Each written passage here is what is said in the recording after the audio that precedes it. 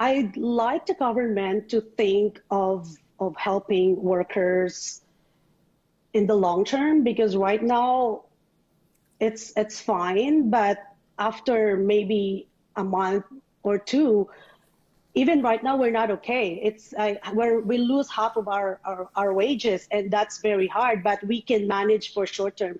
Long term, we need the government to think about how are we gonna survive as an industry. As I've said, like, we rely on tourism, and it's going to be a while before it's going to come back. Who knows if we're going to come back this year? We're thinking more likely it's going to take us 18 to 24 months to recover. And losing our job, we also lose our health benefits, and our right to return to work is in jeopardy as well. So we're not just looking at financially, but we are looking with a big picture and our future. And it's very sad, because a lot of us, we have put 20, 30, 40 years of our lives doing this job, and it's so devastating that we don't know what the future holds, and no one can answer it for that. Right now, we're just waiting for what's available to us, and the $2,000, I'm not speaking just for myself, I'm sure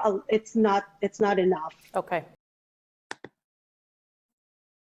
My name is Zailda Chan, and I'm the president of Unite Here Local 40. Last week, the CBC invited a member of our union to speak on live television to talk about the economic impact of the pandemic on workers like her across the country. The hospitality industry has been hit the hardest, with over 90% unemployed, and will be the last to recover. We support Nym Calvez, who said what many workers in our industry have told us.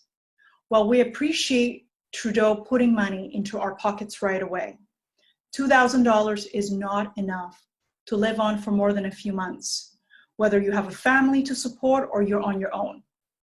This economic reality affects all communities. Workers of all backgrounds have expressed the same concern.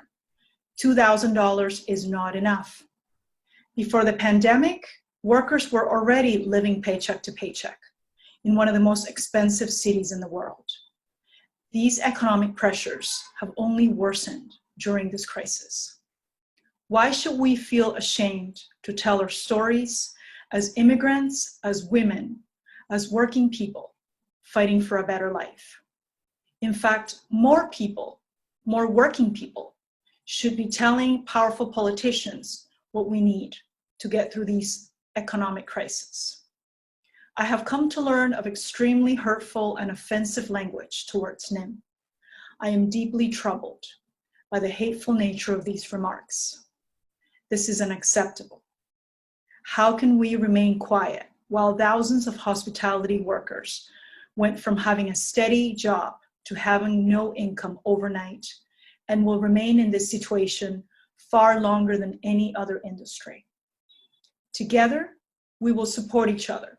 We will speak out. We will continue to fight for a better future for all hospitality workers.